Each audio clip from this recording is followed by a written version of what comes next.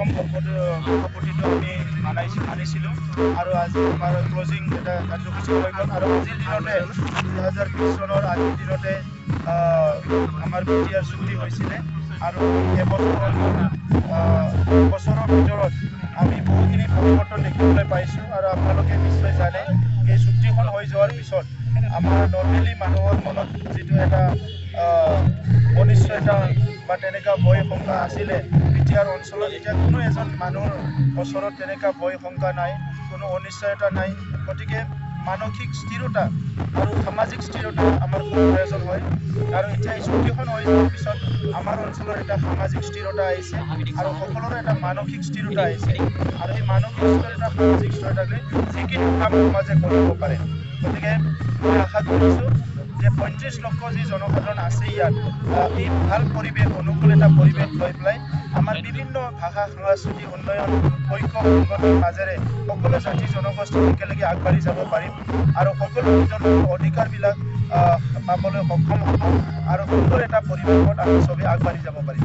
বিশেষকৈ আপোনালোকৰ যি কথা অনুযায়ী কাম কৰিছে আপোনালোকে 15 দিনত দিম বুলি কৈছিল সেইমতে আপোনালোকে নিশ্চয় দিলে, কিন্তু এতিয়াও মানুহৰ মাজত এটা উৎকণ্ঠ আছে যিসকল টাউনত বসবাস কৰি আছে সেইসকলৰ ক্ষেত্ৰত কেনেধৰণৰ ব্যৱস্থা গ্ৰহণ কৰিছে বা কেনেধৰণৰ টাউনত বসবাস কৰা, গাঁৱত বসবাস কৰা, ফৰেষ্টত বসবাস কৰা সকলো ভূমি পাট্টা পাব। খালি ইমান 17 বছৰে আইনী দিশত যি কৰিব লাগে যোৱা চৰকাৰখনে একো নকৰাৰ কাৰণে এইবিলাক পেণ্ডিং হৈ আছে। এতিয়া আইনী ব্যৱস্থাবিলাক আমি চাই আছোঁ, আমাৰ অফিচাৰসকলক আমি নিয়োগ কৰিছোঁ, আইনীভাৱে যিসকলে এক্সপাৰ্ট হয় তেখেতসকলক নিয়োগ কৰিছোঁ।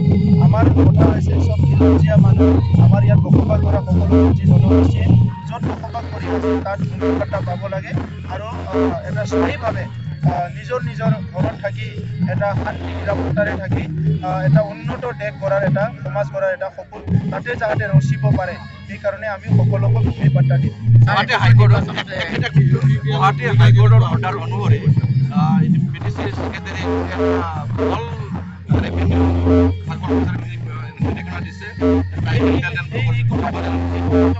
নাছিলোঁ।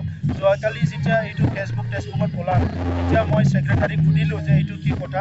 ছেক্ৰেটাৰীয়ে মোক ক'লে যে তেনেকুৱা বহুত হাইকোৰ্টৰ কেছ পেণ্ডিং হৈ আছে, কিছুমান কণ্টেম্প অফ কেছ বুলি আহে, কিছুমান কিবা আহে, তেতিয়া তেখেতসকলে এইবিলাক লিখি পেলাই তেখেতসকলে হাইকোৰ্টক কিবা কিবি ৰিপ্লাই দিয়ে।